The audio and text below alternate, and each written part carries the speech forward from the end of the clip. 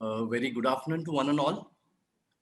As Director of Aldrich, I would like to thank and welcome all the honorable panelists. Dr. Reem Al-Shammari, Information Security Team Leader from Kuwait Oil Company. Mr. Darweesh Al-Buainain, Chief Information Security Officer, Saudi Aramco Total Refining and Petrochemical Company. Mr. Sri Mallur, ICS Cybersecurity Specialist from Saudi Aramco. Mr. Christos Syngelakis, Chief Information Security Officer and Data Protection Officer from Group Motor Oil Hellas. Mr. Issa Al-Balushi, PCD IT Cybersecurity Team Leader from Petroleum Development Oman. And our moderator, Mr. Clinton Firth, Partner, Global Cybersecurity Energy Industry Leader, EY. Thank you one and all for sparing your valuable time and making yourselves available for this session to share your valuable insights for the industry with all the attendees of the event. Aldrich is honored to have such an expert panel on cybersecurity, and I'm sure the audience will also definitely gain from your expertise. I wish a fruitful and stimulating discussion for all. Thank you. All right, Mr. Roman, thank you so much for the introduction, kind words. And I'm joined by an amazing panel of experts today. And I thought it'd be worthwhile just to quickly we'll just do a quick introduction of each other as we go around, just to make sure if you haven't already know of us, we'll make sure that you do for sure. So very quickly, as Clinton Firth, I'm the global leader for cybersecurity in energy. I'm based out of Dubai, and I've been doing cybersecurity now for about 25 plus years. And from there, various areas, including critical infrastructure, operational secure operations centers, and also consulting as well. I'm Australian by background, but certainly my home is now in the Middle East, and it's a very exciting journey that we've been on. It's, again, an absolute pleasure to be here today with my great panelists today. So Shri, I might hand off to you first, if you don't mind, just to give it a quick background for the audience of yourself, please. Sure, thanks, Clinton. So like Clinton said, my name is Shri Mallur. I'm an ICS cybersecurity specialist at Saudi Aramco. I kind of focus on securing our plants and facilities. So right now I'm obviously focusing a lot on operational technology. I've had a fair bit of background in cybersecurity within information technology, different industries, automotive, insurance, chemicals, high tech, etc. I actually moved from Silicon Valley. So I've been working on cybersecurity for almost about 20 years now, 15 to 20 years. Thank you. Fantastic, Shri. Thank you so much. Really appreciate that. The next panel I have is Dr. Reem. So Dr. Reem, great to see you again. Would you like to give the audience a quick background of yourself, please? I think you're on mute, Dr. Reem. Yes, we always do that. So, Assalamu alaikum. Thank you so much. I would like first to thank you all for this amazing opportunity to contribute in one of my favorite subjects, which is industrial control systems and cybersecurity. I would like to first introduce myself. I'm the CISO of Kuwait Oil Company. I'm also heading the cybersecurity committee of the oil sector within Kuwait, as well as representing my country in regional and international initiatives and forums, as well as I'm the co-founder and board member in the Women Cybersecurity Middle East group, where we have now more than 900 members and for the Middle East members. In addition to that, I'm a mom for a wonderful princesses and knights. That's in short who I am. Thank you, Dr. Reem. Really appreciate your time and having you on the panel today. Thank you so much. Thank you. Next to the quick introduction to Darweesh. Are you there, Darweesh? Would you like to give a quick introduction to the group, please? Yeah, thank you, Clinton. This is Darweesh Al-Buainain, the Chief Information Security Officer from Saudi Aramco and Total, SATORP. We are located in Saudi Arabia and Jubail. And I'm more than 17 years of experience on the networking and cybersecurity. So I'm glad to be here, and I'm looking forward to have a benefit from this campaign. Thank you, Darweesh. Really appreciate your participation and the expertise you bring to the table. Thank you. We have a bit of an international guest as well, outside of MENA. So Christos, are you there by chance? Good to see you. Hello, my name is Syngelakis, and it's my honor to participate in this conference and especially in this panel. I wish you success and welcome the other colleagues and wish them to have a useful discussion. I've been in the IT environment and industry for more than 35 years from many positions. Nowadays, I have the honor to be the seasoned data protection officer of Group Motor Oil Hellas. This group is the largest private investor in Greece and owns one of the most complex refineries in Southeastern Europe, and owns the brand, the license of the brand of Shell for Greece, Cyprus, and other Balkans. So it has a huge retail gas station, more than 1,000 gas stations, and too many other activities like lubricant refinery, and other supplemental activities like banking, e-business, broadcast television station, and too many other activities. So I wish you to have a good discussion. Thanks. Christos, thank you so much. Really appreciate that. What a wealth of experience to bring to the table. Issa, are you there? Would you like to do a quick introduction as well, please? Yeah, I'm here. Thank you for inviting me for this conference. I'm Issa Al-Balushi. I'm working for Video Oman. I'm a system DCS background, engineering and also construction. I've been in the past. I'm now completing my 30 years in the company. I was an operation guy. Then I moved for engineering. Then I became a system engineer. Now I'm taking the role of the PCD elite security in the company, which is a different aspect. We are looking into a big installation here, and also looking forward to participate in this conference. Thank you very much. Thank you so much. Really, really appreciate that. Clifton, Clifton, if I may also give Mr. Issa our warmest congratulations for the Oman National Day. كل عام وأهل عمان وقيادتها بخير. شكرا أحسنت أخت ريم. بارك الله فيك. أحسنت. Totally agree. Now, thank you, Dr. Reem. Good point as well. So look, I mean, what a wealth of experience we've got today. So we're hoping to have a very sort of good interaction on the panel today. As part of that, I'll start to sort of set the scene for what we're doing, just a quick sort of maybe 10 minutes or so, and then we'll quickly move into some of the key core questions. And we'll leave a bit of time at the end as well for everyone to be able to ask this great panel of experts around some of the issues as well. So as you can see from the title, what we'll be covering today is the cyber resilience in the era of COVID-19. And certainly we've all been through it, we're all still going through it, and there's a bit of journey ahead as we sort of deal with this as well. So as you can see from here, the pandemic scenarios, and I really like to, when I talk about what's happened, I really like to sort of bring this slide up. And this represents, you know, actually some of our initial analysis during the start of COVID-19. And you no doubt seen very similar graphs or curves. We didn't know how things are really going to happen at the very start. And that black line gave us what we thought maybe an early recovery. The blue line when we thought we have really strong intervention from the governments as well. And C was where we saw resurgence. And I have no doubt at all, in varying levels, we are seeing that sort of resurgence areas. And if not, it's a very sort of different type of graph as well. But what that actually means to us is really, I think you've seen such an acceleration of the embracement of digital and the digital transformation, especially in this region. And albeit that, I think we've expedited quite a lot very quickly and maybe made some sort of quick, poor decision making because we had to. We had to move things very, very quickly to remote working, or we had to shut things down, we had to move on. So we had to, you know, work with this whole situation and trying to understand, we didn't know what the end game is, and arguably we maybe still don't either. So some of the pandemic scenario planning and analysis that we did was that we were, you know, we all have done business continuity, we all had done planning, but at the end of the day, I think, you know, most people will agree that the capacity to actually continue operations during a pandemic was not planned. And the extended length of time for this duration was quite significant and still goes on today, as we know. So organizations almost did a bit of a sprint methodology, right? They tried to sort of deal with things as they went through. They tried to forecast what was happening. They tested things and went through sensitivities as well and dependencies.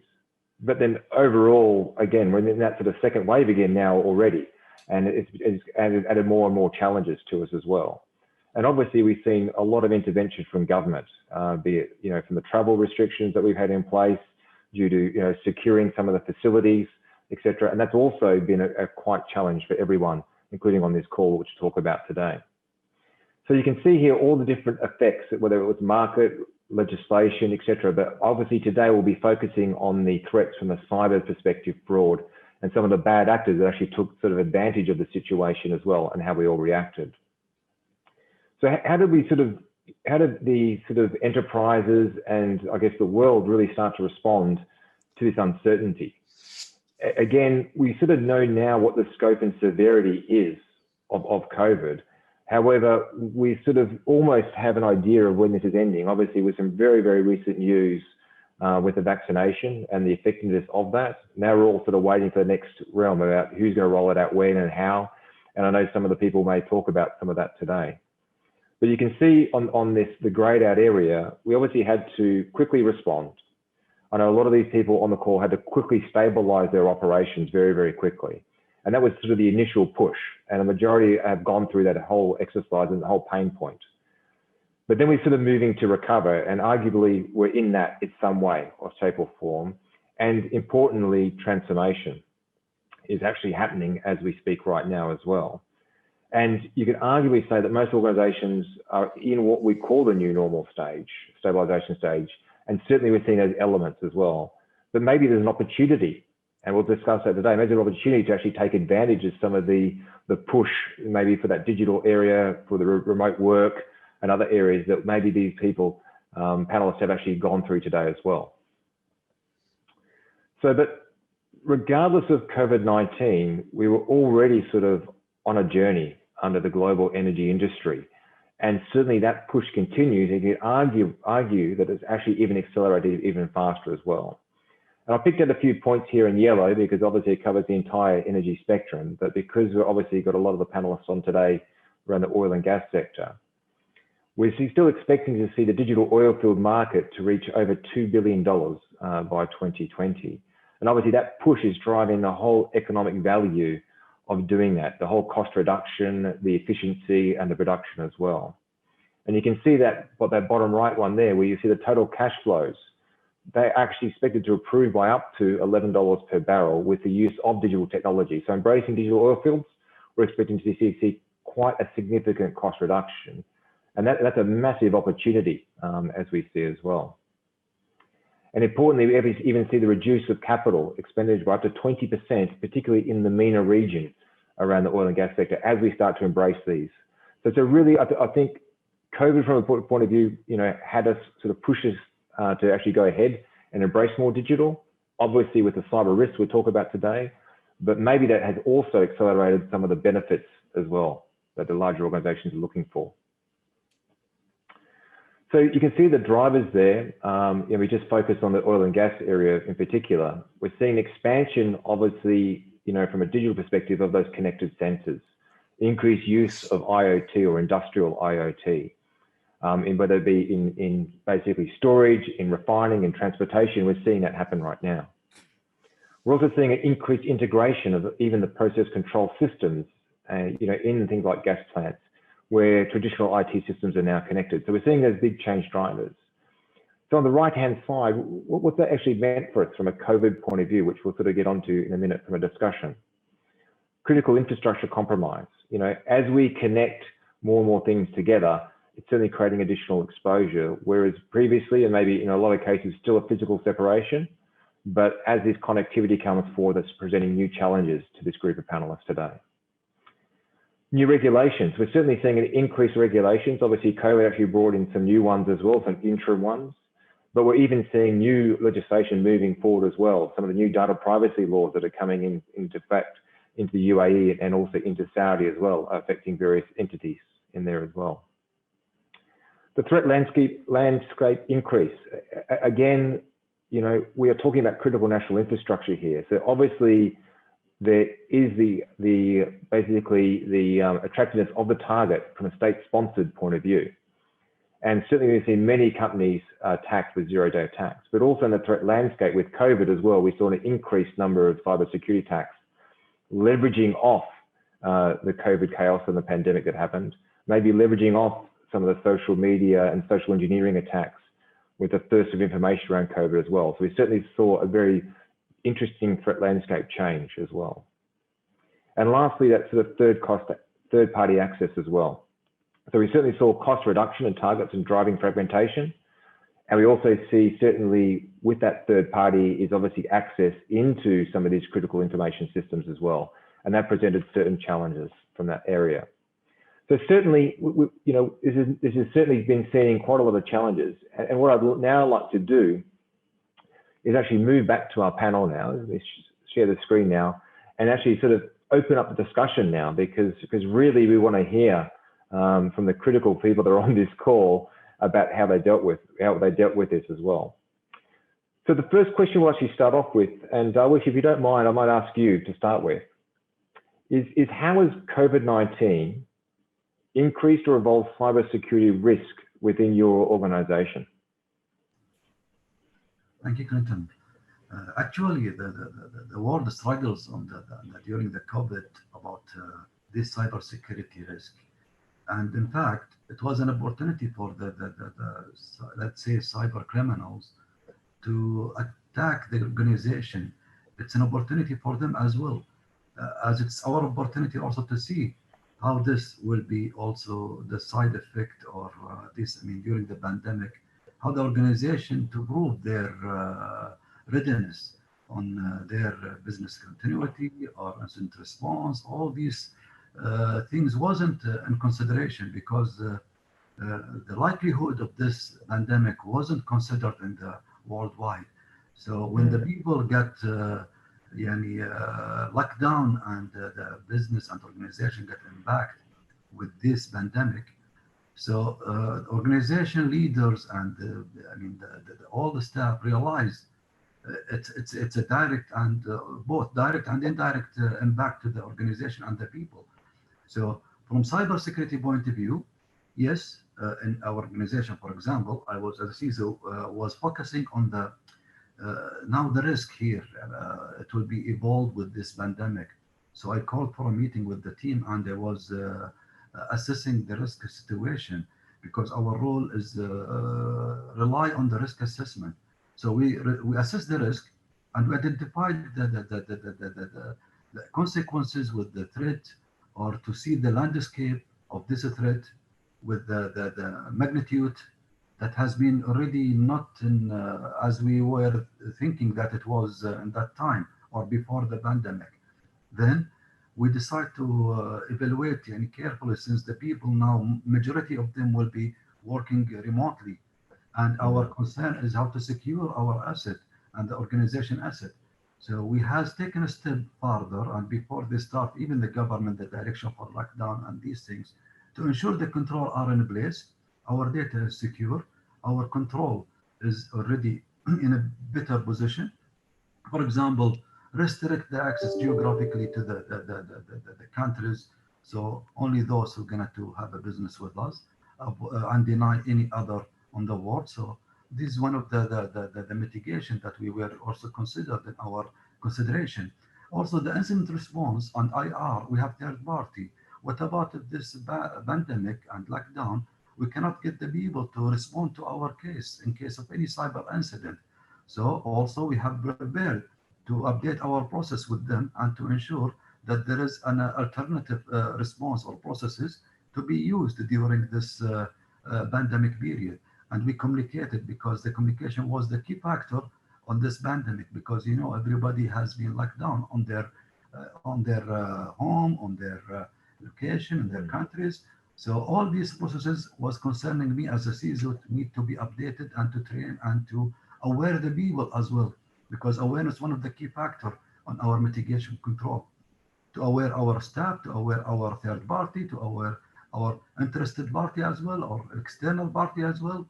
A lot of things has been consideration as a CISO. I was look at it from different view, and also in the OT process control as well, because they had a project and these things, and the consultation has left to their country and locked down. So it was an issue and challenge for them. So we have taken all the requirement and consideration in a way that it's a risk-based approach, and we've gone through this by experience Yeah. And it was very good lesson learned for us on this. I like those key points. Risk-based approach and that comms was key, right? I really like that to open them up. Just highlighted to the people to get benefit of it.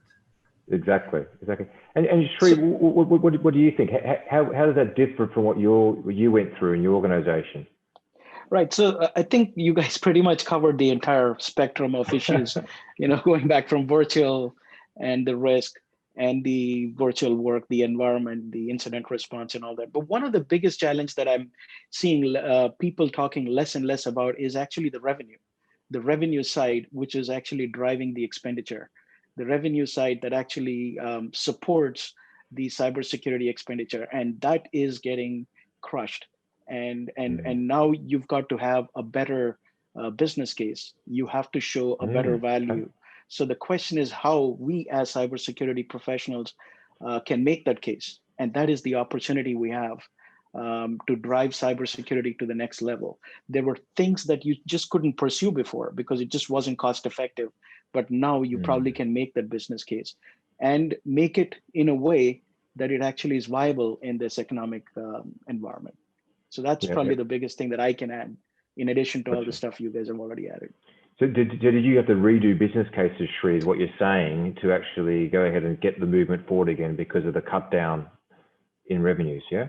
Absolutely. And actually that kind of worked out both ways. You kind of alluded to digital transformation, and that's one of the biggest driver for us. So we were able to justify a lot of the projects that was probably not going to work, and now it has a better value, a better return. So we're actually pursuing a lot of digital transformation, a lot of projects, and there are some that wasn't producing enough value, and we were able to move the funds over to something that's even better. So it has helped us rationalize some of our effort. Yeah, fantastic. That's interesting. That's really good. And Dr. Reem, from your point of view, did you face any of those similar challenges that Darweesh or Sri mentioned? And how did you manage budgets, most importantly? Okay, so I believe since we're both in the same sector, and the budget always sounds like a challenge, but I loved what Sri have reflected here, because I'm with the perception of having that whenever there's a challenge, there's always an opportunity comes within it. And Sri has just demonstrated us with that example that with the digital transformation and with the COVID-19, digitalizing our whole lives. It's not only our business. Let's be let's be frank. Even our kids now is offered e-learning systems, and instead of us dressing them up to school, we're just connecting their iPads, making sure their Wi-Fi's are good and they are settled on their home disks, and making sure that they sit there for that whole lessons. So our whole life has become digitalized, and yes, with that, we need to secure it. We need to make it safe. And also the other opportunity, as Sri has mentioned, and we are now looked at how you can secure this new norm, how you can secure this digital operations and digital style, and even the new norm of our lives, which I believe it will not be temporary. I believe our lives has been shifted into a new era of a digital and physical, and where we are really blooming. And I'm very proud of our cybersecurity colleagues and community, where we have announced by actions this partnership, that we are there to help you go through that digital journey, and we're there to be your cyber defenders as well as your business enablers. So when we come to the budget, again, I will highlight what Mr. Darweesh and Mr. Sri has shared here, that we are now required, and it's a must. It's no longer try to just secure your business. It has become beyond the company's firewalls and perimeters. It's now up to our employees' Wi-Fi's and networks at their homes, even up to our third party, who are now, due to lockdowns within the countries, they are not able to come inside, which was mandatory before, and do the required and necessary maintenance. We need, however, our operations are still ongoing, and our production is still ongoing, and these need to be maintained. So we were able to introduce these remote operations to be, and maintenance to be, will offered remotely to maintain the continuous of operations. So when we offer that and justify that, as my colleagues has mentioned, with the urgency and need to continue this production and to optimize the optimization of efforts, optimization of time, making sure that we also optimize the cost, I believe even with these remote access, handling it in a very proper way, in a security measures and security controls being introduced, we will be also reducing the cost of having these maintenance physically on these plants or on these assets. So actually, it brings out more opportunities to be more cost effective when it comes to handling these exercises physically, if only being maintained and implemented very properly. So this is when it comes to the budget and challenges. But again, if you look at the other opportunities that COVID-19 has introduced, whether it was to OT or IT, again, I will highlight, and this is something that we have initiated, that we need also to now strengthen on this partnership with our business. We need also to make them believe that we are not showstoppers. We are not here to make your lives harder. All you need to put us and involve us at stage 0, security by design. And this will only happen at Clinton, if they trust us enough, if they believe that we will not stop their projects, we will not delay their plans. And the only way we can prove that to them, that we will give them examples and alternative solutions to optimize and digitalize their solutions even above and beyond. If we maintain that above and beyond, we will get their trust and we will become their partners, as we are cyber defenders, in addition to become the business enablers. And this is, I believe, all of us here and all my colleagues are sharing these two hats now, keeping them on and off, and sometimes putting the same hats on at the same time over their heads. Yes. No, I think I like that point, that business partnership, and that's really, really interesting. And maybe I might move to Christos now, from a European point of view, because obviously over there in Greece, we're talking a lot about the Middle East for the past 3 panelists. How do any of those points resonate with you, Christos, around the increased or evolved cyber risk to your organization? It's a global problem, so the same problems. More complexity, more vulnerability. In theory, we have the measures. Sometimes there were in papers, and because although we have people with the knowledge to and the mentality to do it in the right way, trained for them, we have the prepared hardware and robust connectivity and so on, but it was for them, not for support everyone. At this time, we must support everyone, ask them to do things that never do before, perhaps with their family in the same room asking for their care. And we cannot assume that they can overcome all these phishing mails and malicious mailbox, or we're not sure that they're not going to use our corporate equipment as a child playground. So all this increase the risk on the endpoint. We hope that our extended measures can overcome and mitigate that risk. And of course, there is one more risk. I want to speak about the risk from the SOC side, because at this time, the network traffic changed and the behavior is something new at this time. You have increased remote access during the quarantine. You have not typical location. You have unusual times. You have spikes of false positives. You don't have over there the on-site personnel to limit or to see what means all this. You don't have the visibility. So all these factors create difficulties for the identification of anomalous behaviors. And of course, attackers might fly under your radar because you don't have this at this time. I like that. Actually, Christopher, I really like that point, because obviously a lot of us are running operations in cyber, and you build up a baseline, right, of what you know. And that just changed on its head quite significantly, right? And to have to pivot again and to rebuild your baseline. What is the new normal? I really like that point. And Issa, how do you feel about that point, or any other points from a risk perspective that you felt introduced?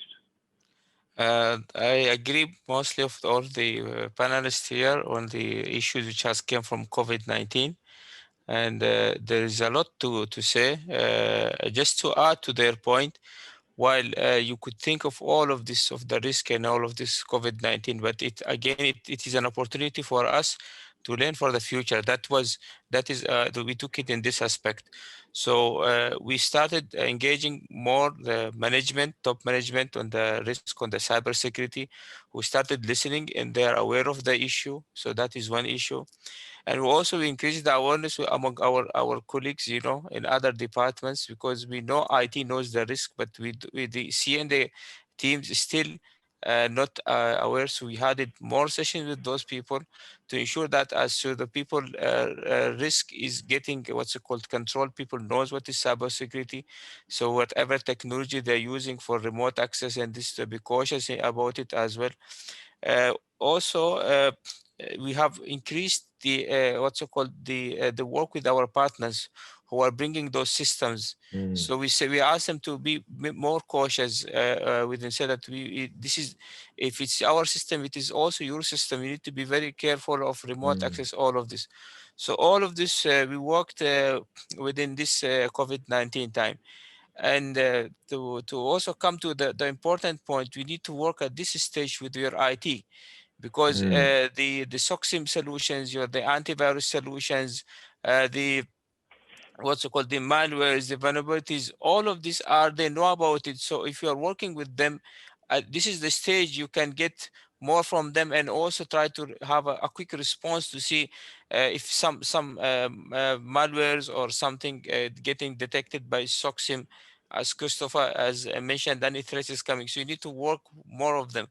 So it is as I mentioned, it has brought us a new aspect. We have worked in a different way, and instead of working in the way which we were working in the past in our systems, to answer all the question. Thank you. No, thank you. So that's a really good point. And I like your point around the sort of people risk part as well, and the introductions that actually brought in as well. And I think, you know, sort of leads on to, we sort of, you know, we talked about the risk, but already I could see how everyone was thinking opportunity as well at the same time, because I think that was key. And maybe Dr. Reem, you sort of touched on it as well, some of the opportunities that you brought up, if I note down correctly, was around that sort of strengthening the partnership of the business. And I really quite like that. Maybe you can talk a bit more about that and some of the other opportunities that you saw come through that you took advantage of. Excellent.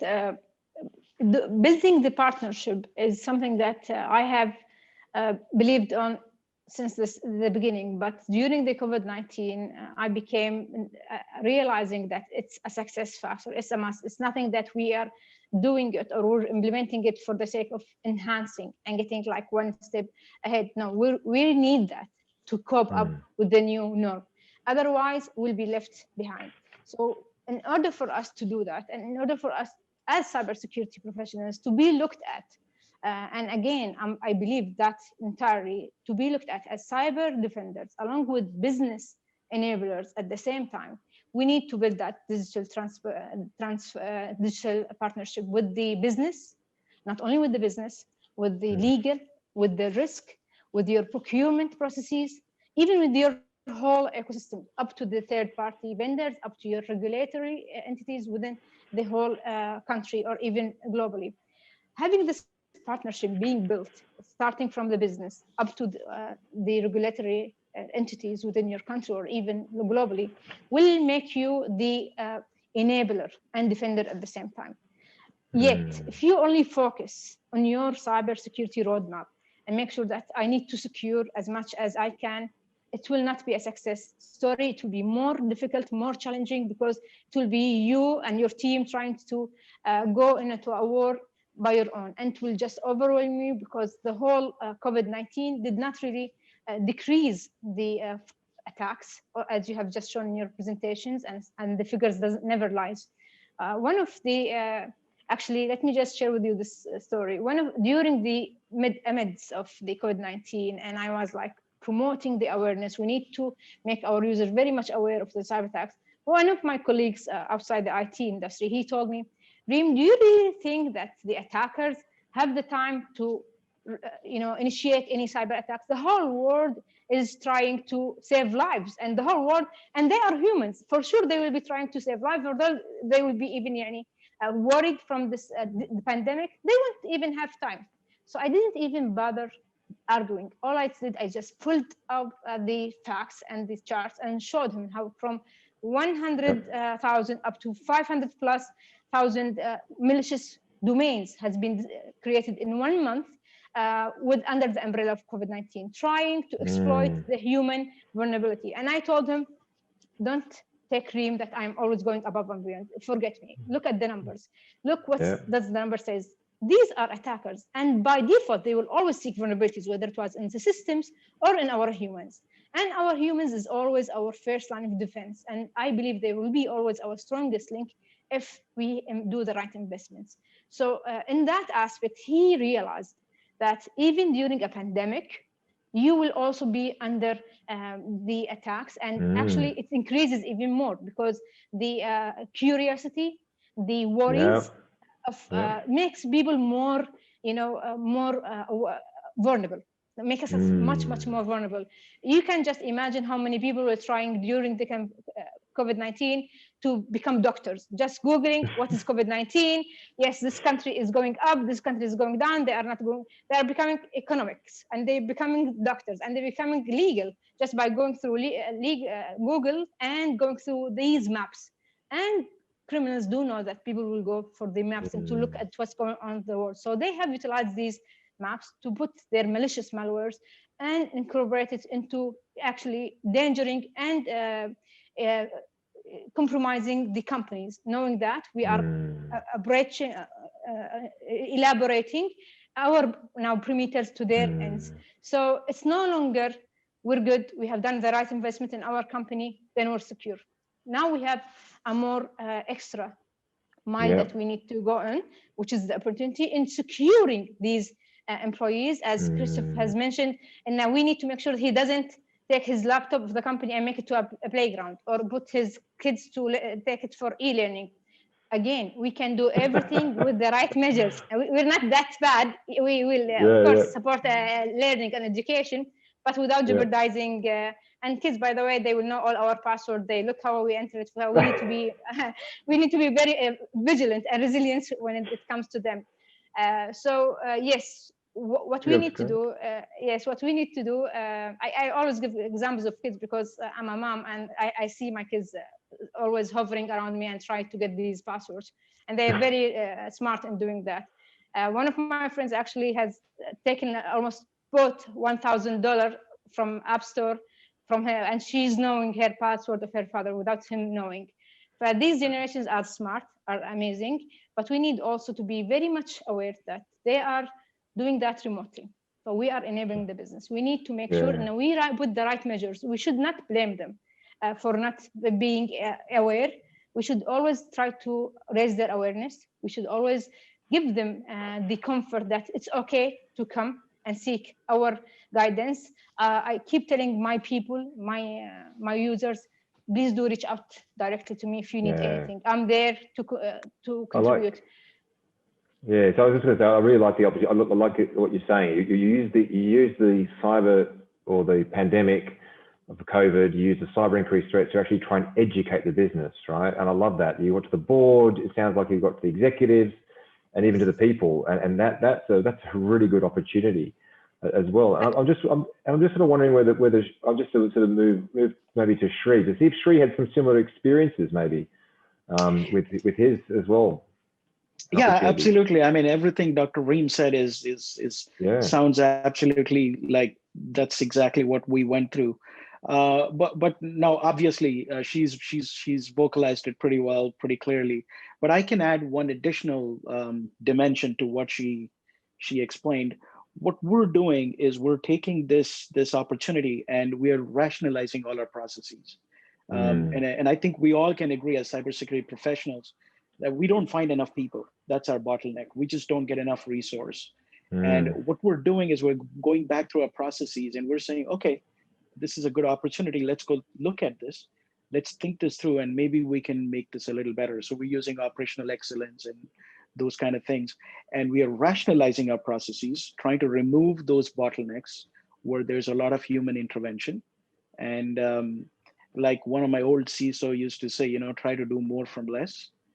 So we're trying to see if we could do that, see if we could do more with less and what are those points in our processes where we can intervene and probably digitalize, digital transformation and those kind of things, or even simply rationalize the process and remove manual intervention. The block. So that's the opportunity that we're using as part of COVID-19. Fantastic, fantastic. Christos, what about from your end over there? What were some of the opportunities that you used in your favor during COVID? Of course, in every difficult, problematic situation, there are challenges and there is opportunity. And so must go on for the business, and they must overcome these challenges.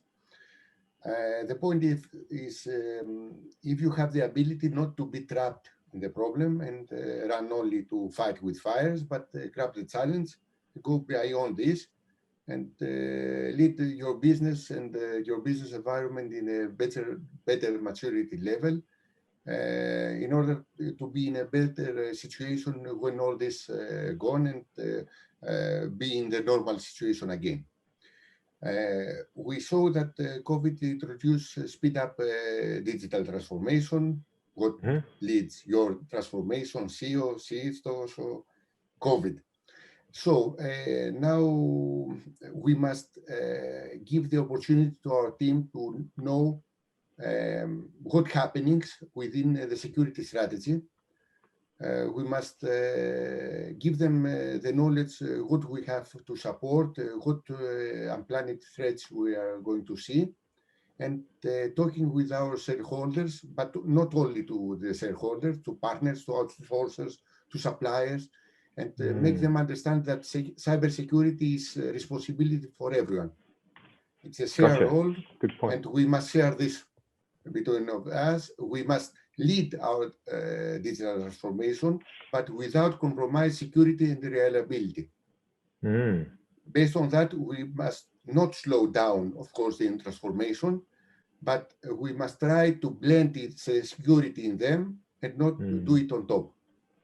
Agree. And of course, OT environments are full of old unsecure devices with custom application, and the only way to protect them is to isolate from the business environment. That all these are vanished at this time, and cybersecurity for many business, for many ICS environment, it's something new. And of course, you must have the strategy to reduce this risk, and you must highlight it as possible as it is.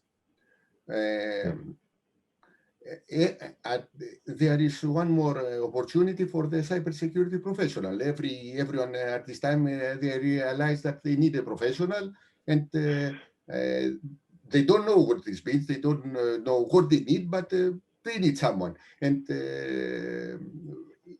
they imagine that the professional is the magician that is going to protect them, and it's a huge opportunity for someone to jump on the train of the cybersecurity profession and wish them good luck. Thanks. No, I totally agree. I like, and I feel like your area, you sort of build on what Dr. Reem said. It's about educating the people in the organization, but also you've extended it into educating your partners, right? Your ecosystem. I quite like that idea as well, because we're all part of the one big ecosystem as well, which is great. Issa, from your end, any other additional opportunities that you saw that you took advantage of during COVID from a cyber point of view? There are a few opportunities I would mention. I think because COVID-19 is still going on, you still can do online assessment. It's no harm, because it's still something you can continuously need to do. You need to check your complete setup systems and all of that. You can also have check more of your segmentations. You need to check your firewalls and all of this. You need to check your installation. Are they in a good shape? You need to go for a further further initiatives than what you have. You may need to go for more segmentation in lower levels. If maybe it is the time to, you can initiate this type of setups in your organization, so that would make more secure. More of the opportunities I've seen, that you can have integration with your SOC SIM. That is something very important at this stage. So all your OT devices, instead of having their own SOC SIM, you can have an integrated SOC SIM with your IT. So the same people will have the advantage and privilege for you, and also the experience, future experience. They know what type of messages the level 2 or 3 is bringing to their disk. So all of these opportunities which I mentioned, you can have them ongoing, at least at this stage. That's what I would say. I like that. I especially like the integration piece, which we'll probably explore a bit. Look, we've got a question. We've got a few questions coming in. I might pivot off the sort of agenda a little bit and come back to this one. So the first, I might get you into this one since I can see you on the main screen right now. The question is, as remote access is becoming a norm, how is your company educating the staff community about the cyber threats? How did you deal with that question? Okay, I'll answer that. Yes, please. Okay, I had it. This is a very interesting question. I had it. One of my Saturdays, one of my colleagues has called me, said that I have got a special type of remote access I would like to give.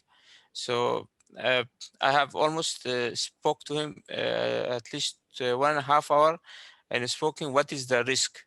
So it's to increase his awareness. I know that guy was so experienced in my area. I need to give him the the experience which I have with the risk if you don't use your own company remote access privileges. So the awareness increase as it goes. It needs to be in if someone is calling you, you immediately need to increase his awareness. Don't shy from giving the your knowledge or what you have seen. You also can increase your awareness through sessions to different teams, to your operations, to the people who are working in the ground, even to your also if it's required to your IT, because all you are working together to ensure that your cybersecurity is coming in a better shape, and you are at least that the risk is there, but you're trying to having this risk, minimizing it or lowering it to as low as possible. That would be my answer. Gotcha. I like your point on the privileged user and the push as well. Christoph, were you going to say something? Of course, awareness is something good, but awareness is not going to save you. We all are aware that if we are smoke, we are going to die. We are all aware that if we are running with 200 kilometers per hour, we are going to die. But we run, we smoke, and so on. So, of course, we must try to educate them. Not only aware, but educate them how to do it. We must put them the measures over there to stop them make some things with a bad way. We must find a way to put something in the middle and perhaps stop them, stop the activities that they are going to do. Gotcha. That's a good point. And Dr. Reem, from your point, you sort of talked about it in the last question as well, I think. What tools or techniques did you employ at KOC to educate your staff? You mentioned some of them around the kids and the other bits and pieces, which was great. What else did you do? Was there any particular tools or techniques you used?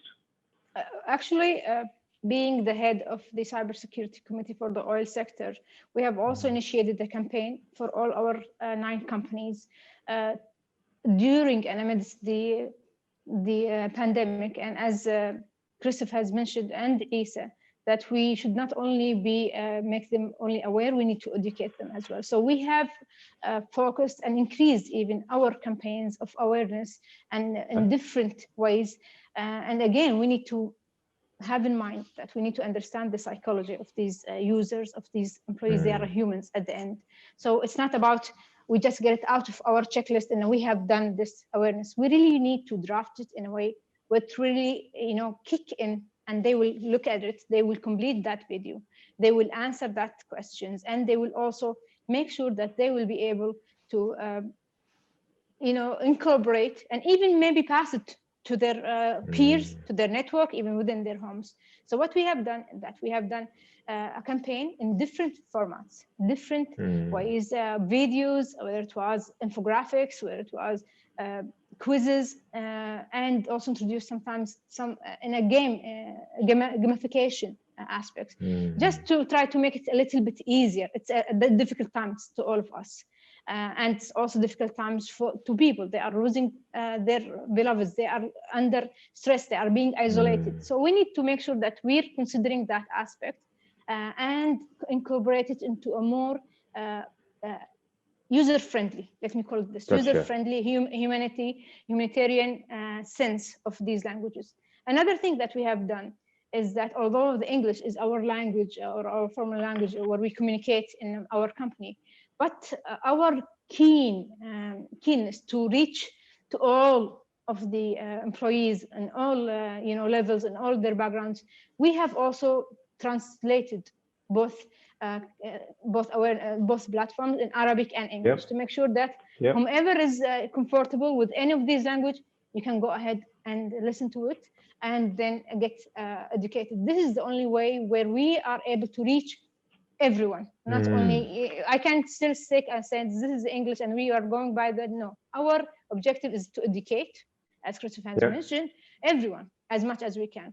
The third thing is always sometimes mixing and merging some statements where you get their head, hearts, and hands. In Harvard, they taught us always to follow the 3 H's approach, where you get the people's alignment by explaining to them the importance of getting them aware, and this is showing them the facts, showing them the attacks, showing them the numbers, and their heads will get aligned with you. Then you move on to their hearts. And how you can go to their hearts? You start talking to them in that awareness material that if you don't secure that, then your company, your country will be jeopardized. You are our cyber defender. You are in our first lines. So he feels that he's playing a good role. He's playing a critical role. He feels that we need him. So we get his heart with us. Then we move to the hands. As Christos said, we need to show them how they can do that. So we introduce to them different tips, different takeaways, very simple, that they can even pass it to their families, they can pass it to their peers, because our aim is not only securing our business, it's securing the whole community, because now we're trying to secure our employees who are now working remotely, and thus securing these environments and these communities at their grand home stations. And this is where it comes actually the challenge in making the awareness in different formats, in different ways. In addition to that, it's not only awareness campaigns. You need to test it. You need to make sure that you're also educating them from running simulation attacks, exercises, going to a walkthrough exercise. Let them feel it. Let them, be at that spot. And this is what we have done with our leadership. We have a very cyber-aware leadership and a very supportive leadership. And they are very much keen to get this very regularly. And alhamdulillah, I believe our oil sector has been matured enough that we have injected in the KPI of our leadership and executives cybersecurity measures that need to be done, where we have complied all our oil sector, that there's 2 measures. The first measure is that at least to conduct 2 or 1 exercise. It was 1 because of the pandemic this year, but at least 2 exercises for walkthrough or cyber resilience incidents, drills for your leadership to be aware. Another thing is that every company should at least reach a target of more than 90% and sometimes 98% for all the employees, whether it was contractors or employees of the company, to fulfill the company awareness campaigns.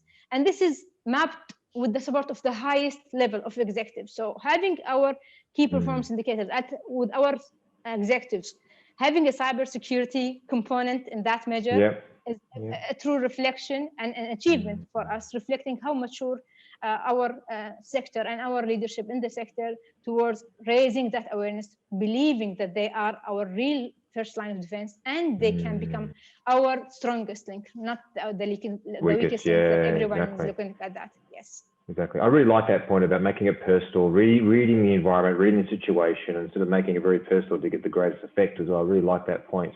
And Sri, did anything differ with you in your organisation around, you know, dealing with remote access and educating the staff around that as well? Anything different that you felt or saw? Well, so the thing is, we've had a really robust awareness program. So we've always had it right before the COVID, and we've really stressed on the awareness as a front line or the first line of defense. Like Christos said, it is really not your end all be all, but that's your starting point. And we've always had that, and it's been really robust. But what we did as part of COVID-19 is tightened up our access control. And there's a lot of elevated privileges. There's a lot of these things which we intervened, and we started creating those access privileges. And it's really a technical control. So then we started saying, well, you get to do this, but then if you want to do something else, then you've got to go through an additional authentication and those kind of things. So as you escalated privileges through those remote accesses, you had to do more and more stuff to prove who you are and what you're allowed to do. So as part of our awareness, of course, you know, everybody knew that this is a problem, but now we've simply, institutionalized, if you may, through processes and through controls. So whether the awareness works or not, those controls are institutionalized. So you've got to go through these processes to do all these things. And it does add a lot of security, risk-based, and all those good things. That's all based on all those good things. Yeah, I understand. No, totally agree. Totally, that's really good. So I've heard a few times as we're talking today a lot about the sort of the third parties and your supply chains as well. And maybe just to sort of move a little bit to the left here. And Christos, I think you brought it up as well about, you know, looking at your third parties and how you deal with them in some aspects. How did you build more, you know, resilience into your supply chain, Christos, as well? What did you do in that arena from a cybersecurity perspective? I already said that you must talk with your shareholder, but also to partners, outsourcers, suppliers. You must find and you must tell them that they have the responsibility, and this there is a role on this security area from them.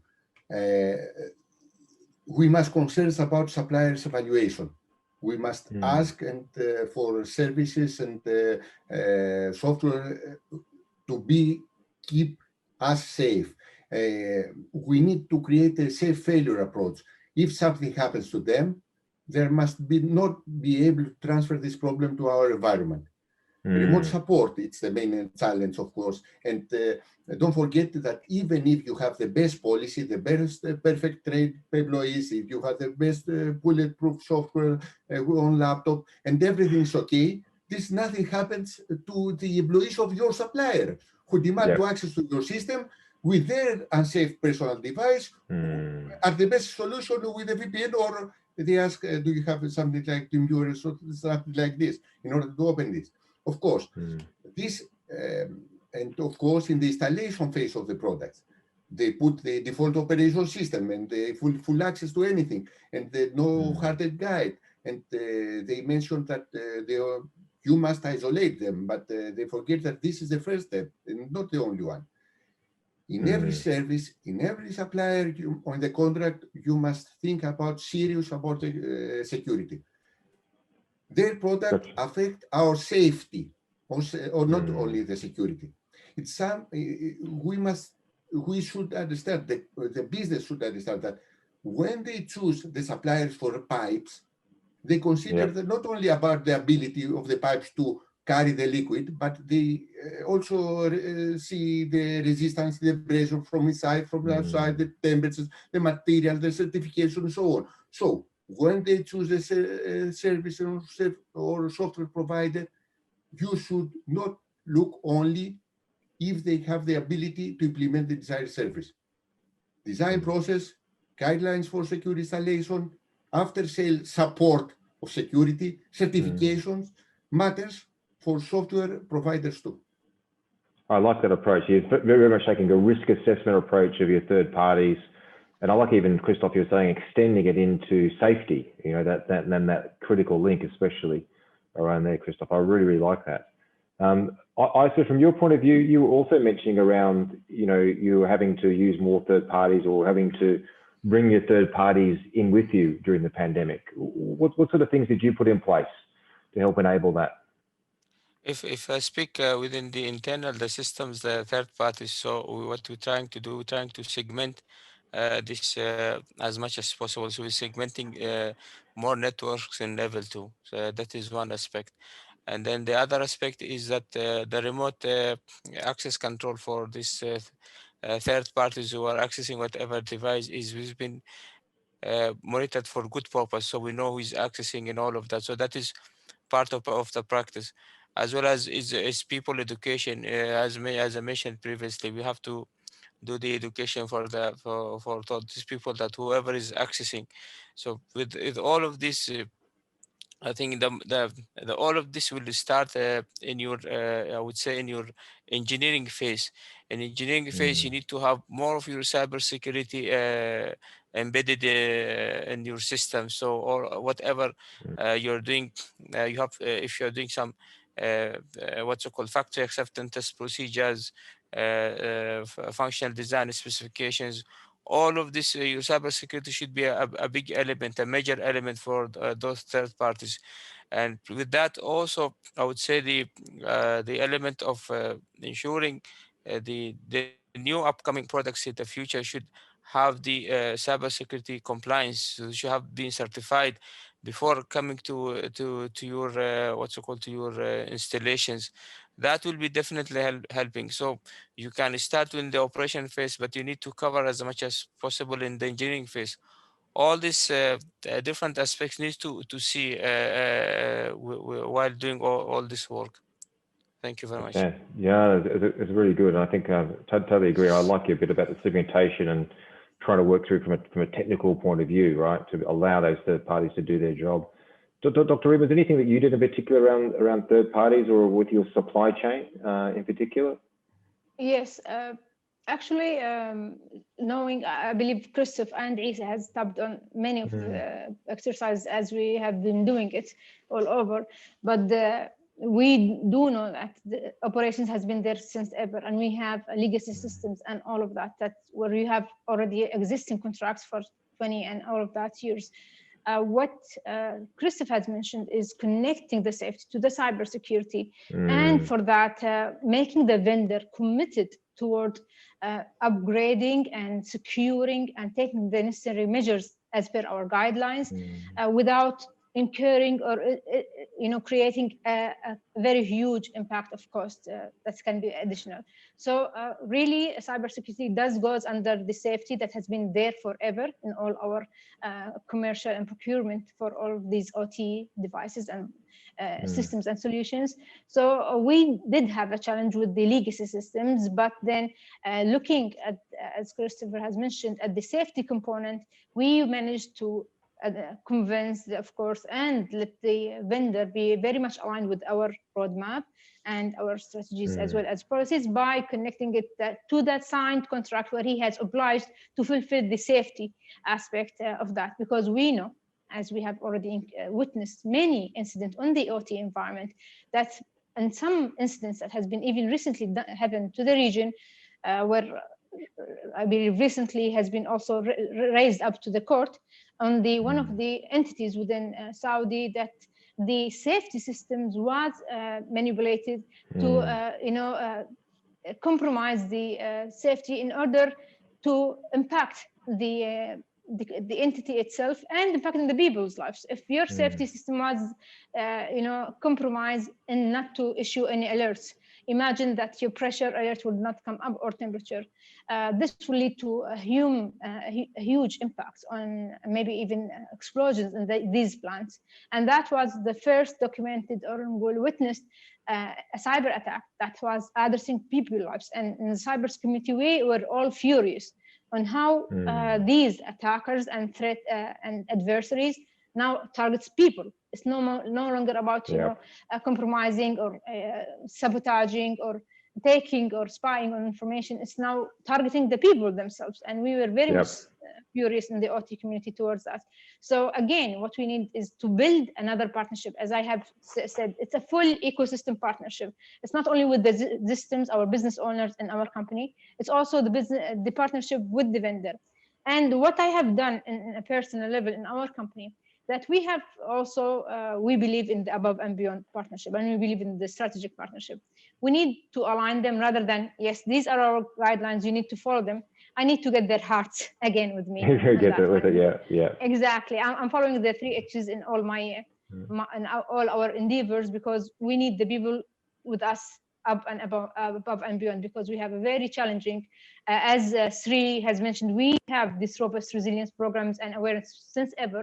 But now with the pandemic, we need to be more innovative. We need to be more creative to tackle that. People focus will be with us because they are now scattered. They are now worried. So we need to put more effort to make these robust programs before more agile and more attractive to these people. So what I have done to my vendors, and I've created some type of competition, a healthy competition, telling them that if you comply with these and going the above and beyond, knowing that it will cost you a lot, but you're doing it from the safety aspect, you will be a pioneer in our sector, saying that you are the cybersecurity advocate and you will enhance your assets, cyber measures with zero impact or zero cost effect. And this actually created a healthy competition, making them, instead of charging that much of cost to cater for these legacy systems, they take it from a partnership side, taking it from a community side, where they are now more worried on the lives of these operators in that planet. And we now together, by becoming stronger together, where we are now trying to promote all of them as third parties. And because we have known, during, again, the numbers, they never lie. Accenture report says that many of the cyber security breaches were tailored to 40% of the third party weaknesses. So your third party is as strongest as his weakest link. So it's no longer about me. I need to worry about his setup. I need to worry about his measures and make them all aligned with us in order for us to be a fully integrated, secure and safe ecosystem. I totally agree. And I think more and more as we go down these digital routes, I think I've heard it a number of times from yourself, Doctor, and others on the call today. It's just that integration and how do we sort of, the ecosystem, it's the weakest link. It's not only the individual, but the third player. I like that bit. Shri, from your end, was there anything that you'd like to add around supply chains and the resilience of that during COVID?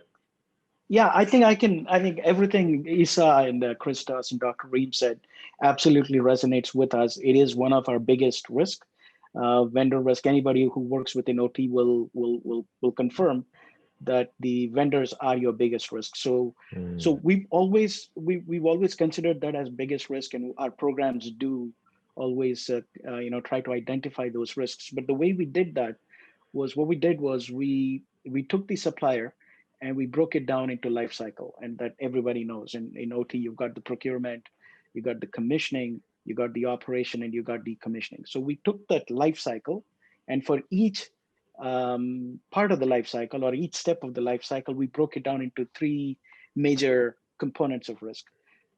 Risks coming from the vendor, risks coming from the integrators or those kind of people who supply the product. And then we said, okay, what are the risks from the support organization? Right? So we kind of focus individually on those people at each one of those life cycles. So now we can stay focused on these little buckets. Why? Because at the end of the day, these risks are what? You've got to come up with some controls. So you need to be able to figure out, what controls do I need to put in place to identify risks from these individual components. So it's a much better, it helps you organize your thought a little bit. So that's what we did. And then without getting into the details, there's all this work we did. But if you were to ask me from a cyber resilience or a COVID perspective, what's some things that we've done? Of course, our partnership, working with the vendors have increased. We're working a lot more with them. We're doing a lot of drills. Dr. Reem talked about incident response, and we do a lot more drills. They're partners with us and all that kind of stuff. But what we started doing really was improving our assessment of their compliance to our standards. So if we believe our standards were written to address some of those risks, then one of the basic requirement would be to make sure that they're compliant to that. So we improved our compliance, that improved some sort of an assurance that they're actually doing what we asked them to do. That was one thing. Then we've started pursuing industry certifications, ISA secures and those kind of things. So we've really started pushing that, driving that, and started working with ISA Secure. We are actually on the voting board of ISA Secure. So we actually attend those meetings and we try to see if we can influence some of those standards. So that's one of the things. And then we've been talking to a lot of the vendors, and they're like, yeah, if you ask for it, we'll give it to you, but nobody asks for it. So that's something. So that was a revelation. Pushing exactly. the envelope. Exactly. Yeah. No, I like that. Exactly. If you don't ask for it, you're not going to get it. So, well, that's something that was true. a revelation. And we've been working really close.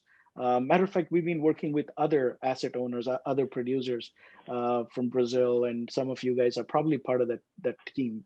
So we've been working in a consortium from the vendors side, and then we've been working with a consortium with the asset owner side, and we're trying to bring those two together so we could ask for it, and the vendors can provide that. So there's compliance, there's auditing. We do random audits. We have working sessions, we have drills, we have joint drills. So there's a lot of effort we put into our vendor program, or we call it supply chain management, managing ICS supply chain risk. So gotcha. So we're trying to get to that point. Yeah, exactly. No, that's fantastic. Look, we've got a lot of good questions coming in. So what I'm going to do is I'm going to ask a question, and we'll go one question at a time. So hopefully the panelists can see the questions that are coming in. So Issa, I'm going to hit you up with the first one. Hopefully you can see it in the chat window. I'll read it to you, Issa, if you can't. And we'll just go one by one rather than sort of move around because of time constraints. So Issa, in the era of COVID-19 and digital transformation, do you see more necessity that companies to treat cybersecurity as a discipline like other engineering disciplines? Is it being considered at your company? Did you get that question, Issa? Yeah, I got the question. I read it before. Thank you, Ahmed Mashin, for this question. Ahmed Mashin is actually one of my PDO colleagues. There you go. You should be able to answer it very well. He's an engineering colleague, and he's asking very, very, very good question. So just to answer, Ahmed, the approach we took in PDO is that we work out with our IMT to have what's called one single discipline, and instead being two different disciplines. Because the approach we took in PDO is a bit different. So we wanted to have like integrated solutions and mechanism and processes with IT. So that is giving us what's called a different diversity or angle for us to think of, and instead of going with the flow, because most of the other companies, they're having one OT and one IT disciplines, but here we're trying to have it all as much as possible under IT. So it is currently working, and we're going for, as we mentioned by now, for the processes and the standards which Mallur has mentioned, that is also been coming with us. So we're on the right track to go with this type of approach, and instead of having the norm approach, which we tried to avoid it in this case. This is to answer, Ahmed, your question. Thank you. I really appreciate that one as well. Thank you. Yeah. Next question I've got, there's actually one, Dr. Reem, just for you. So someone's picked you out from the audience. So you're very popular. Hopefully you can see the question. I'll read it out just in case everyone cannot see it. In volatility, uncertainty, confusion, and ambiguity that has resulted through COVID-19, resources are depleted as business lost money during these trying times. Is it a wise thing to cut budget for cybersecurity as the business faces an imminent recession? So Dr. Reem, hopefully you can provide some insight. A very wonderful and a very important question. I believe, as we have now just shared these amazing insights from my colleagues, we all agreed on one point, that it's more digital than ever. our plans in 2020 up to 2025 has accelerated to 20 within 5 months. Let's be very frank to that. So what has happened in this period, that we are needed more than ever to secure all of these digital acceleration journeys that was planned to do it gradually within the coming 5 years. Now it has been implemented in 7 or 5 months. So cutting the budget of cybersecurity in general will not be the right aspect. We need to be very careful. And if we look at SRI and the insight I have shared at the earlier of this panel, when we said that we do realize that there has been challenges in cost, we need to do budgeting, cutting, and all of that. But it's actually about budget, cost optimization, not cost cutting. I remember there was a very nice mimic of a horse where it was cost cutting, showing that the horse was very well, drafted, but the cutting was making him like a 5-year-old kid. I think Sri is laughing, so he for sure saw that horse picture. So it's not just a random cutting. We need to revise our plans, bring up the projects that is very much now catering the new norm of remote technologies, solutions, and bring them up, and then maybe delay other projects for later on that is not really now. So what we need to do is not really it's a priority. It's a prioritization. Yes, exactly. We need to sit and look at our roadmaps, because all of us has roadmaps for 15 to 20 years, or at least 5 years. We need to now reprioritize them, because we have been looked or introduced suddenly into a new pandemic, a new era, new norm. So we need now to inject those projects that were planned like 2 years from now and bring them now to the front. Specify or allocate that budget for them. And of course, we will be able to justify, you need this digitalization, you need that platform, you need to enable your business and operations. For that, you need to secure it. Because when we talk about remotely, as Christopher has mentioned, it's about introducing more risk. Yet, when we introduce more risk as cybersecurity professionals, we need to mitigate them. It's not about saying you cannot do it and that's it. Our magic as cybersecurity professionals, as CISOs, as cyber defenders, is to highlight the risk, bring mitigation controls, and tell our people how we can mitigate it. You can do your business, you can still have it done, but with this manner, with this secure measures and with the right controls. So I always say, let us enable, but with the right proper control measures being implemented, whether it was on our premises, the third-party vendor premises, as Sri and Issa has shared, or even at the community as a whole, as an ecosystem. So we are not towards the cost cutting, we are towards the cost optimization, where in cost optimization, you will save cost and you will be more effective and more resilient toward your cybersecurity. So if we have this mindset, we'll be more effective in adopting that approach. No, good answer. Thank you so much, Dr. Reem. Really appreciate that one. I'll get to one of the other questions. Christoph, I might pick on you for the next question if you don't mind. The question is, are you thinking or have already implemented a threat hunting program? Christoph, can you give us a bit of background on that one?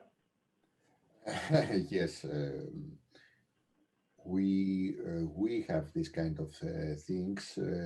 We try to understand what exactly happens. We try to collaborate with other persons that or other companies that in the same segment that have do this kind of things. This is something that must be done before all this situation, because at this time we're running for a living. But of course, we have this kind of approach, and we try to use all this investment that we already have in this side, in order to understand what happens, why, and how. So yes, we try all the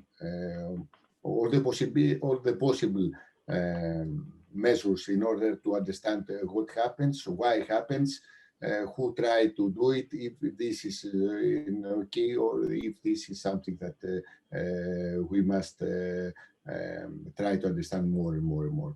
There are too many false positives. That's why I already said that this is a challenge in this time. Gotcha. No, thank you. No, they're really, really good. Appreciate that. The other question we've got here, and Shri, I might pick on you for this next one. It's an interesting one. So we've got the Twitter accounts of major US politicians and celebrities. We've got high-profile personalities got hacked. It seems to happen all the time at the moment, and they're giving some examples. The question is, what ways can oil and gas professional workers protect their assets? So I think it's sort of back to that training education piece, but maybe a deeper understanding around the social engineering aspect that the attackers are using. Would you like to give us insights for what you're doing in that to protect your people? Yes, I think the core, the first line of defense, obviously, is awareness. So you've got OT professionals, you've got IT professionals, doesn't matter, using some of these social channels, and it's very important for them to understand that how and what are the different ways that they could be compromised, and that all comes from awareness. And it's really very hard for you to control their use of any of these assets outside work. It's really hard. How would you stop a person from whether it's IT or OT or whatever, going and saying things about your company or leaking some of that information from a side channel? So it all comes down to awareness. It all comes down to building that integrity, and it all comes down to making sure that they understand what happens from their actions. That's one part. The second part is also, I'm gonna say, when you break laws, you're gonna pay for it, right? so we have pretty good policies. We've got pretty good standards, and we've got pretty good stuff in place that says that if you do something, you're gonna pay the price for it. So there's two sides of the coin to making sure that they understand that they don't do the stuff, but on the flip side, that if they do, then there's a price they're going to pay. So it's a matter of balance. And when it comes to our own assets, really, like Christos said and Dr. Reem said, it is up to how good your cybersecurity program is. How did you develop it? What are some of your basic principles that you based it on? And as long as you've been working towards a sound, an industry accepted cybersecurity program, you've got these things covered. Most of these things are covered. You've got these policy requirements, you've got compliance requirements, you've got regulations. So you've got all these little bits and pieces in place. And the question is, do you have a well-organized cybersecurity program? If not, you better get onto it right away. So that's probably my take on this issue. Yeah, and I think Dr. Reem, you have a comment on this one in particular? Yes, I would like also to comment on Sri when he said that if you break something, you'll pay for it. And this just connected with me because recently we have been running some cyber aware presentation, and the title, we have framed it as Phishing You. So the people was looking at the title, what is Dr. Reem means by that? So phishing you, like, you mean who? I said, yes, we mean you. And this actually relates to Christos, when the question about red teaming, blue teaming, and even purple teaming. Now we're into that purple teaming aspect, where we need, again, to raise awareness in different aspects. As we have mentioned, it's not only about different formats, also different approaches.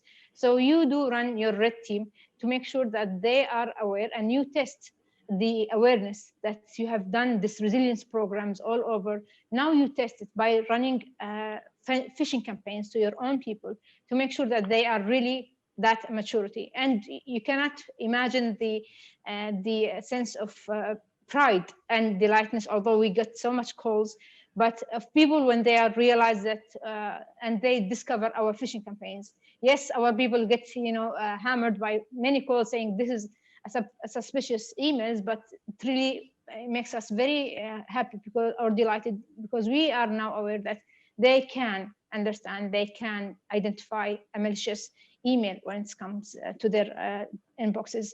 So targeting our own people and trying to phish them and trying to test them in action, in practical phishing campaigns and other type of tests like practical exams, is much even more effective today rather than ever, to ensure that they are up to our level of awareness where we need them to become our cyber champions, our cyber advocates, and not only finishing or completing a cyber awareness program and getting that certificate. We need to make sure that that information, that tip and that measure has resonated with them into their really daily actions when they receive emails or they receive calls and all of that. So running, again, campaigns by the red team of each company, very crucial to take these learnings into actions and test them as well. It's changing that culture. It's just so important. I totally agree, Doctor. It's yeah, agree. Look, unfortunately, we've only got like 8 minutes left, I believe. So what we're going to do is we're going to skip ahead and probably ask the one final question, which we thought would all leave you on a positive note anyway. So the question is going to be, what is the one best thing you or your organization did that had the greatest impact during COVID-19? So Issa, I might start with you first, if you don't mind. What was the one thing that you did that had the biggest, you believe, had the greatest impact during COVID-19 for cybersecurity? For us, I think one great thing was a very mature assessment from ISA 62443. We went through them and we were successful through this COVID-19 and the restriction. So that was something we are really proud of doing it at this stage, because of before assessment were done in the past, you have to go to the sites and tick the boxes or check all this. But now, because of the restrictions, we're able to do all these assessments online and communicate to the people online. So that was one great thing I would say it has happened in our company. Thanks. No worries. Thank you so much. Yeah, it's such a big impact. Totally agree. Yeah. Christos, from your end, what was the one thing that you felt that you did or your organization that had the biggest impact to cybersecurity during COVID-19? Prepare. Yes. I think that this was the word that we must use. If you prepare for all this, for something that you never know what it's going to be, you are going to prepare for this situation too. I don't think that we've done the best things and so on, but I think that we have at this time the framework in order to do our job in a way that give us a security framework. It's not on, we didn't run like a mice with the problem at this time. So the methodology was over there. We have the executive support. We have some testing. Some of them are familiar with all these things. They already take the ownership of all these things. We are participating in a complex research, innovative program in EU infrastructure about the resilience of and the protection of sensitive industrial plants. And for all this material that we've got, we, let's say, overcame all these things. We still in the business, so we should do something good. That's fantastic. Great ideas. And prepare, right? I love it. Very good, Christoph. Thank you for that. Shri, from your end, what was the one thing that you feel that your organization did that made the biggest impact? I mean, Christos said it all, prepare. And if you weren't prepared, you're screwed right now. Yeah. But then I'll tell you something. What I think the biggest impact we had was from acknowledging the fact that our people make a difference to these processes. The fact that when something obstructs them from doing something, it actually affects our processes. And the good thing was we were able to figure out where this obstruction would actually have a negative impact versus a positive impact. If you went and asked my boss, for example, he's really happy with us working from home. He feels our productivity has gone much higher, and he would love for us to just stay home and just produce. Now, you can't get that from an oil field. right? Yes. You need people there pumping oil. So we acknowledge the fact that, look, our people matter, and our people actually will affect the process. And what can we do? And going back to all the things we were talking about, right? Risk, digital transformation, processes, virtual, awareness, learning, all this stuff comes into play. How do we use that? And how do we make our people more productive and actually get more things out of them? So I think the biggest impact was just simply acknowledging the fact that, look, we've got to do something more. Fantastic. No, that's amazing. I think the people element is certainly a key one. And Dr. Reem, I'll leave a final word to you on the final impact. I'm sure you'll grab onto the people issue. I know you're very big in that. So, but what other aspects that you felt was the biggest impact? What was the one thing? I would echo Issa's and Sri and Christopher. We were prepared, so I would say that my colleagues here had echoed what we have done best. But let me add value and the different, also something that we are very much proud. And on a personal level, I'm very much keen, as I always promoted to being stronger together. During this pandemic, the cyber attacks has increased rapidly. Seeing and witnessing the value of sharing threat intelligence with a trusted network of people, where we have already our committee in the oil sector in Kuwait, and also at the regional level, we do have a threat intelligence sharing committee where we have been very much being able to be secure, vigilant, and resilient through this threat sharing practices and exercises, where we are, it's in our Middle East, this culture of threat sharing, intelligence, and even in the cybersecurity, you do have this mindset of saying, do not share that, your brand will be impacted. But building that trust and that circle of trust of these entities of the same industry, making sure that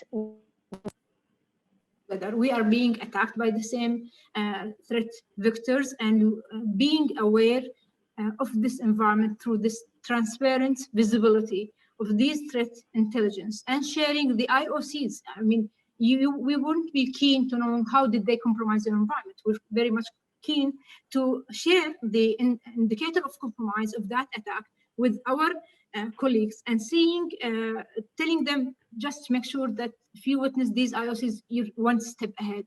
So what this has done, and what we have actually been scoring throughout the pandemic, even before, but very much increasing through the pandemic, in these forums of threat sharing intelligence has increased our vigilance and resilience. By far, we are always stronger together.